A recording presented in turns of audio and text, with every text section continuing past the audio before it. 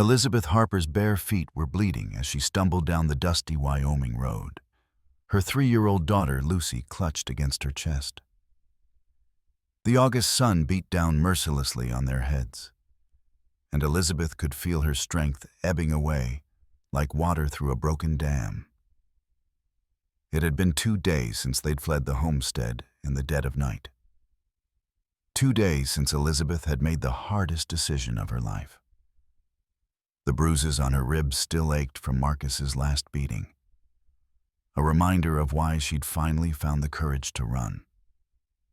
Behind them, somewhere in the vast emptiness of the Wyoming territory, her husband Marcus was hunting them with the single-minded determination of a man who considered his wife and child property to be retrieved. "Mama, I'm thirsty," Lucy whispered, her small voice cracked and desperate. The little girl's face was flushed with heat, her blonde curls matted with sweat and dust. "I know, sweet pea," Elizabeth managed, though her own throat felt like sandpaper. "We'll find water soon, I promise." It was a promise she wasn't sure she could keep. They'd finished the last of their water that morning, and Elizabeth hadn't seen a creek or well for miles. Her vision was starting to blur at the edges, black spots dancing in front of her eyes like sinister fireflies. The road stretched endlessly ahead, shimmering in the heat like a mirage. Behind them lay 3 years of hell, disguised as marriage. 3 years of Marcus Harper's fists and fury. 3 years of protecting Lucy from a father who saw violence as his birthright. The breaking point had come when Marcus, drunk on whiskey and rage, had backhanded Lucy across the face for spilling milk at supper. The little girl's terrified scream had shattered something fundamental in Elizabeth's soul. That night, while Marcus snored off his liquor, Elizabeth had gathered what little she could carry and escaped with her daughter into the darkness. She'd taken nothing but the clothes on their backs and a small pouch of coins she'd been secretly saving for 3 years. It wasn't much, but it was all she had to start a new life. Now, with the afternoon sun climbing toward its merciless peak, Elizabeth felt her body beginning to fail her. Each step was agony, her legs shaking like wheat stalks in a storm. Lucy, who had been walking beside her until an hour ago, now hung limp in her arms, exhausted and dehydrated. "Mama's going to rest for just a minute," Elizabeth whispered, though she knew that if she stopped now, she might never get up again. But Lucy needed shade. Lucy needed protection, and Elizabeth's body was betraying them both.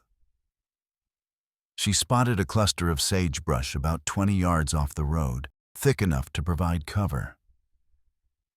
With the last of her strength, Elizabeth stumbled toward it, her vision tunneling to a pinpoint of light surrounded by encroaching darkness.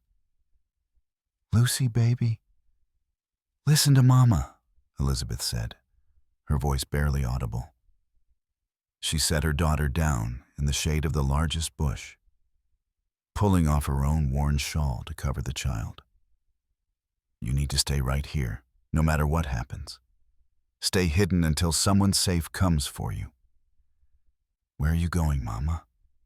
Lucy's blue eyes were wide with fear, the same fear that had lived in them since birth. "I'm going to get help," Elizabeth lied, tasting blood in her mouth. "But you have to promise me you'll stay right here. Promise me, Lucy." "I promise," the little girl whispered. Elizabeth kissed her daughter's forehead, memorizing the sweet smell of her hair, the softness of her skin. "You're the bravest little girl in the whole world," she whispered. "And Mama loves you more than all the stars in the sky."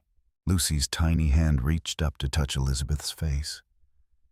"Mama, don't leave me." The words nearly broke Elizabeth's resolve, but she forced herself to be strong. I'm not leaving you, Sweet Pea. I'm going to find help. But you have to stay hidden, no matter what you hear. Can you do that for Mama? I can be brave like you, Mama. Then, using every ounce of will she had left, Elizabeth forced herself to walk back toward the road. If Marcus was following them, she couldn't let him find Lucy. Better to draw attention to herself, to lead him away from their hiding spot. She made it perhaps 10 steps onto the road before her knees buckled. The last thing Elizabeth saw before darkness claimed her was the endless blue sky above, and her final coherent thought was a prayer that someone, anyone, would find Lucy before it was too late. The Wyoming road stretched empty in both directions, broken only by a woman's still form collapsed in the dust, and 20 yards away, a 3-year-old girl hiding in the bushes, clutching her mother's shawl and trying to be brave. Miles away, a rancher named Daniel McCready was riding home from town, unaware that he was about to discover 2 souls whose lives hung by the thinnest of threads. Daniel McCready had been ranching in Wyoming for 15 years, and he'd learned to read the land like scripture. So when he saw the dark shape on the road ahead, his gut told him something was wrong before his eyes could make sense of what he was seeing. He spurred his horse, Thunder, into a gallop, dust kicking up behind them as they closed the distance. As the shape resolved into the form of a woman lying motionless in the dirt, Daniel's heart clenched with a familiar pain. He'd lost his own wife, Margaret, in childbirth 2 years ago, and the sight of any woman in distress awakened memories he tried to keep buried. Daniel dismounted before Thunder had fully stopped, dropping to his knees beside the unconscious woman. She was young, maybe mid-20s, with auburn hair matted with dust and sweat. Her lips were cracked and bleeding from dehydration, her skin burning with fever. But it was her clothes that told the real story. A torn dress, bare feet bloody from walking on rough ground, and bruises on her arms that spoke of violence rather than accident. "Ma'am, can you hear me?" Daniel checked for a pulse, finding it weak but steady. The woman's breathing was shallow, her body clearly pushed beyond its limits. He was reaching for his water canteen when he heard it. A small, frightened sound coming from somewhere off the road. Daniel froze, listening. There it was again, like a kitten mewing, but wrong somehow, human. Following the sound, Daniel pushed through the sagebrush until he found her. A little girl, maybe 3 years old, huddled under a worn shawl and watching him with eyes too old for her face. She had the same auburn hair as the woman on the road, the same delicate features. But where the woman's face showed exhaustion, the child's showed pure terror. "Hey there, little one," Daniel said softly, crouching down to make himself less intimidating. "Are you hurt?" The girl shook her head, but pressed herself deeper into the bush. "That's your mama on the road, isn't it?" A tiny nod. "She's going to be okay," Daniel promised, though he wasn't sure if it was true. "But she needs help, and so do you. You look mighty thirsty." Daniel pulled out his water canteen, moving slowly so as not to frighten her further. "Can you tell me your name?" "Lucy," she whispered. "That's a beautiful name. I'm Daniel. I have a ranch not far from here, with horses and chickens and a dog named Buster who loves children." Lucy's eyes flickered with interest despite her fear. "Your mama was very smart to hide you here," Daniel continued. "That tells me she loves you very much. But now I need you to be brave and come with me so we can help her. Can you do that?" Lucy hesitated. then reached out a small, dirty hand. Daniel took it gently, helping her to her feet. She was lighter than she should be, clearly malnourished, and her dress was as torn and dirty as her mother's. Together they walked back to where the woman lay. Daniel lifted her carefully, noting how little she weighed, how her body felt fragile as bird bones in his arms. He secured her on Thunder's back, then lifted Lucy up in front of him. "Hold on tight," he told the little girl. "We're going to get your mama somewhere safe."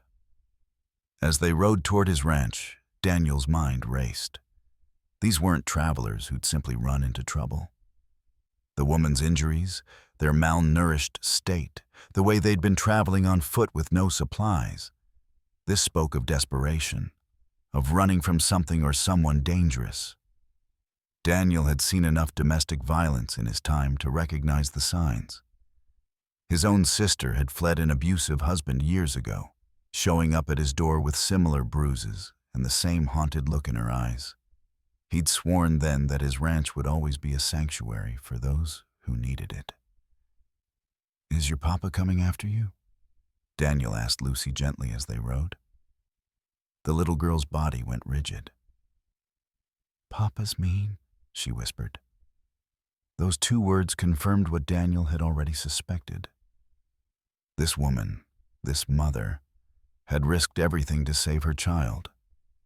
The thought of what kind of man would drive a woman to such desperation made Daniel's jaw clench with anger. His ranch house came into view, a modest but sturdy structure surrounded by corrals and outbuildings. Daniel had built it with his own hands, dreaming of filling it with children's laughter. After Margaret's death, it had felt more like a tomb than a home. But now, carrying this broken family toward safety, the house seemed to regain some of its original purpose. "Martha," Daniel called as he approached the house. His housekeeper, a stern but kind woman in her 60s, appeared on the porch. "I need help." Martha took one look at the unconscious woman and sprang into action. "Bring her to the guest room. I'll get water and clean linens." As Daniel carried the woman inside, Lucy clinging to his shirt, he made a silent promise. Whatever these two were running from, they'd found sanctuary now. His ranch would be their fortress, and he'd be their protector, for as long as they needed him to be. Behind them, the empty road stretched back toward whatever hell they'd escaped from. But Daniel McCready was a man who faced trouble head-on. If Lucy's father came looking for them, he'd find more than he bargained for. Elizabeth woke to the sensation of cool water on her lips and the softest bed she'd felt in years. For a moment, she thought she was dreaming. The room was clean and bright, with lace curtains filtering gentle sunlight and the smell of fresh bread drifting from somewhere nearby. Then memory crashed over her like a cold wave. Lucy. Where was Lucy? "Easy now," said a woman's voice. Elizabeth turned to see a gray-haired woman in a clean apron sitting beside the bed.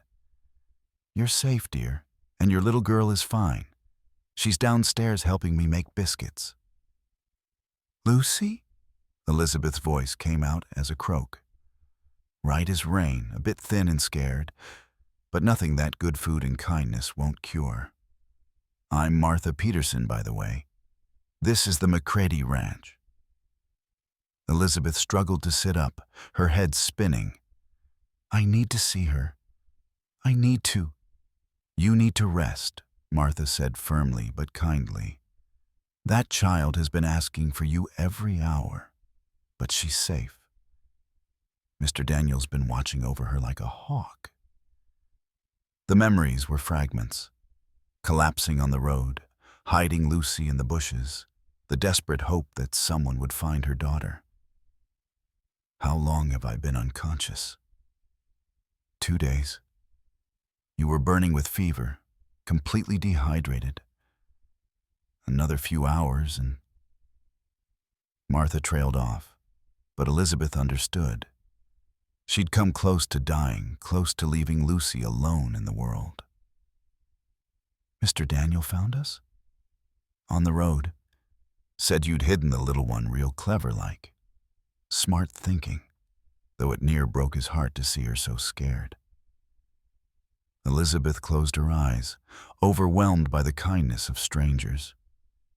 In 3 years of marriage, Marcus had isolated her so completely that she'd forgotten people like this existed. People who helped without expecting anything in return. Lucy. She doesn't talk much to strangers, Elizabeth said. She's been through a lot. Martha's expression grew knowing. I've seen enough women come through here over the years to recognize the signs. Your husband? Elizabeth nodded, shame burning in her cheeks, despite knowing she had nothing to be ashamed of. Well, he ain't your husband anymore if you don't want him to be, Martha said matter-of-factly. This is Wyoming territory. Women got rights here that they don't have back east. And Mr. Daniel, well, he's got strong feelings about men who hurt women and children. Before Elizabeth could respond, she heard footsteps on the stairs, followed by a familiar voice.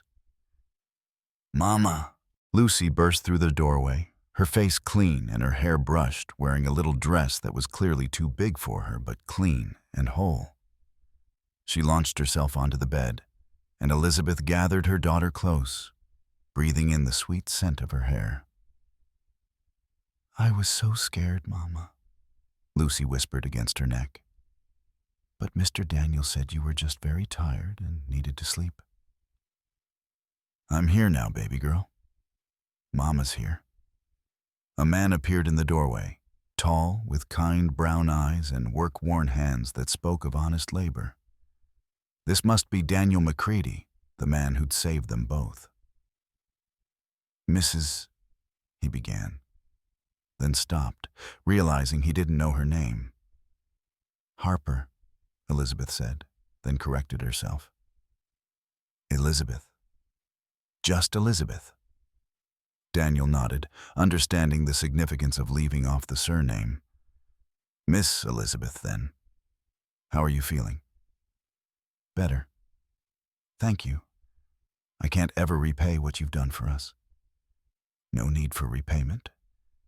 But I do need to ask. Are you safe now? Or is someone likely to come looking for you? The question Elizabeth had been dreading. Marcus would come. She knew him well enough to know he wouldn't let her go easily. She was his property in his mind, and Lucy was his heir, his legacy. He'd track them to the ends of the earth before he'd let them go. He'll come, she said quietly, pulling Lucy closer. He won't stop until he finds us. Daniel's expression hardened. Then we'll be ready for him. This ranch has weathered plenty of storms, and I've got men who know how to handle trouble.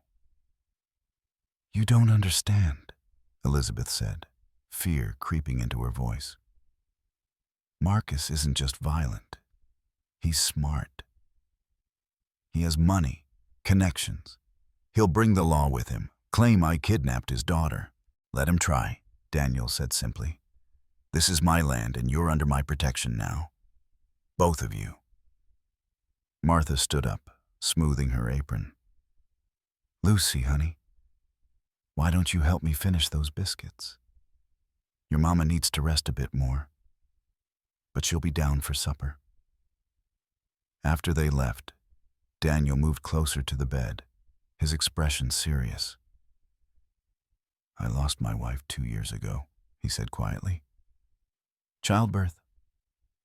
For a long time, I thought this house would never have children's laughter in it again. Then I found you and Lucy on that road, and, well, maybe God has a plan after all. Mr. McCready, Daniel. And I'm not asking for anything, Elizabeth. I'm just saying that this ranch has plenty of room, and Lucy could use some stability. You both could. Elizabeth stared at this man who was offering them not just shelter, but a future. After years of Marcus's cruelty, the kindness felt almost too good to be true. "He'll come," she repeated. "And when he does, he'll be dangerous." Daniel's smile was grim but determined. "Then he'll learn that some things are worth fighting for, and some fights are worth winning." Outside, storm clouds were gathering on the horizon, dark and threatening. But inside the McCready Ranch house, a little girl's laughter rang out as she helped Martha make biscuits. And for the first time in years, Elizabeth Harper dared to hope for a future free from fear. Marcus Harper arrived at the McCready Ranch on a gray September morning, bringing with him 2 deputies and a fury that had been building for 3 weeks. Elizabeth watched from the upstairs window as the riders approached, her heart hammering against her ribs like a caged bird. "Stay with Martha," she told Lucy, who was playing with corn-husk dolls Daniel had made for her. "No matter what happens, you stay inside." Lucy looked up with those 2 wise eyes. "Is Papa here, Mama?" Elizabeth forced her voice to remain calm. "Yes, sweetheart. But he can't hurt us anymore. Mr. Daniel won't let him."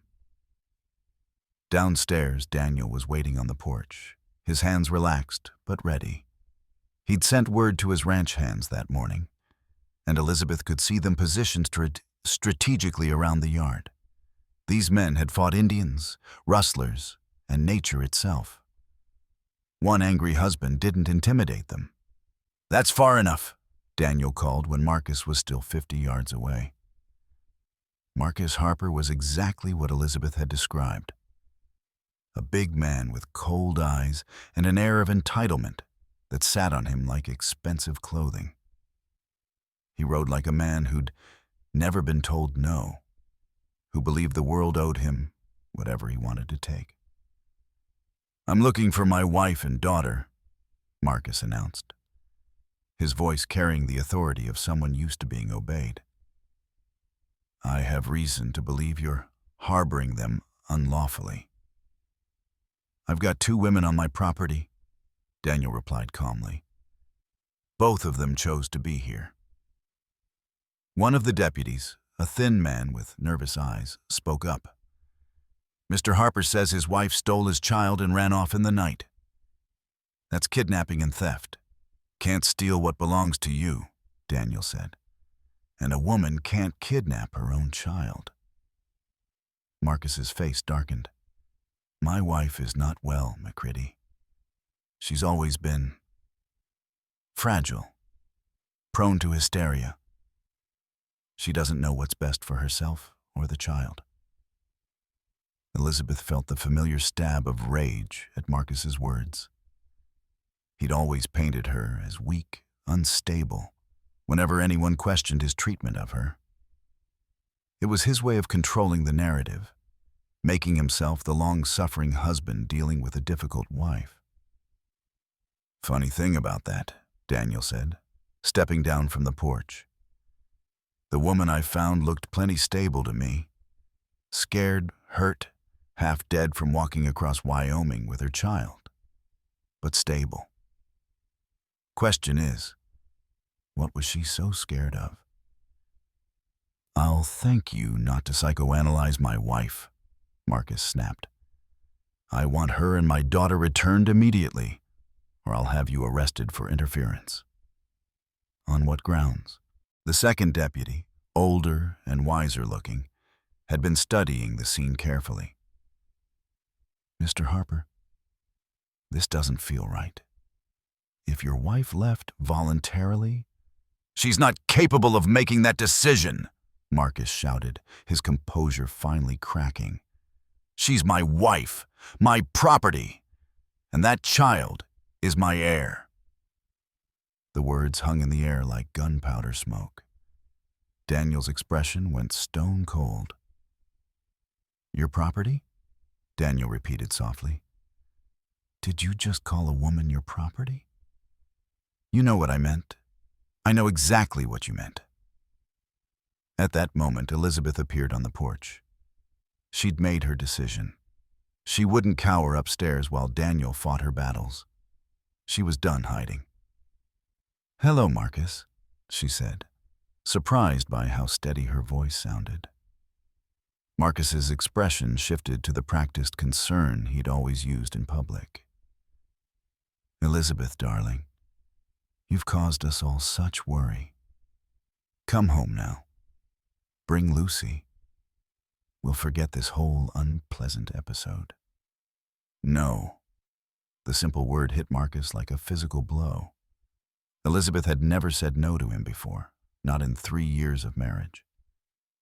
"Elizabeth, no," she repeated, louder this time. "I won't come back, and Lucy won't either. You can't keep my child from me." "Your child?" Elizabeth's voice rose, years of suppressed anger finally finding its voice. "When did you ever act like her father? When you hit her for spilling milk, when you screamed at her for crying, when you told her she was worthless, just like her mother?" The deputies exchanged glances. This wasn't the story of a hysterical woman that Marcus had told them. "You're confused," Marcus said, but his voice lacked conviction. "You're sick, Elizabeth. You need help." "I am sick," Elizabeth agreed. "Sick of being afraid. Sick of watching our daughter flinch every time she hears your voice. Sick of pretending that your fists were my fault." The older deputy had heard enough. "Mr. Harper, I think it's time we headed back to town." "I'm not leaving without my family." Marcus spurred his horse forward, but Daniel stepped into his path, and suddenly there were rifle barrels pointing at the visitors from 3 different directions. "You're leaving," Daniel said quietly. "Right now. And you're not coming back." "This isn't over, McCready. I'll be back with a federal marshal. I'll have you thrown in prison." "You're welcome to try," Daniel replied. "But understand this. If you come back here, if you threaten these women again, it won't be the law you'll have to worry about. It'll be me." The threat was delivered without drama, but something in Daniel's voice made Marcus's bluster die in his throat. This wasn't a man who made idle threats. As the riders disappeared down the road, Elizabeth felt something she hadn't experienced in years: true freedom. The weight that had pressed down on her shoulders for so long was finally lifting. "Is it really over?" she asked Daniel. "It's over," he confirmed. "Men like that are cowards when faced with real opposition. He'll try legal channels for a while, but Wyoming courts don't look kindly on wife beaters. And if he comes back?" Daniel shrugged. "Well, accidents happen on remote ranches." That evening, as Elizabeth tucked Lucy into bed in what had become their permanent room, her daughter asked the question that had been weighing on both their minds. "Are we going to stay here forever, Mama?" Elizabeth smoothed her daughter's hair, thinking about Daniel's quiet strength, Martha's motherly kindness, and the sense of peace that had settled over them like a warm blanket. "Would you like that?" "Yes," Lucy said without hesitation. "Mr. Daniel makes me feel safe. And Buster likes me." Elizabeth smiled. Daniel's dog had indeed taken a special liking to Lucy, following her around the ranch like a devoted guardian. "Then yes, sweetheart. We're going to stay here forever." Downstairs, Daniel sat on his porch, watching the stars appear in the darkening sky. For the first time since Margaret's death, his house felt like a home again. Tomorrow, he'd start teaching Lucy to ride. Next week, maybe he'd ask Elizabeth if she'd like to help him plan improvements to the ranch. For now, it was enough to know that two souls who'd been lost had found their way to safety, and that sometimes being in the right place at the right time could change everything. The Wyoming wind carried the scent of approaching autumn, and with it, the promise of new beginnings.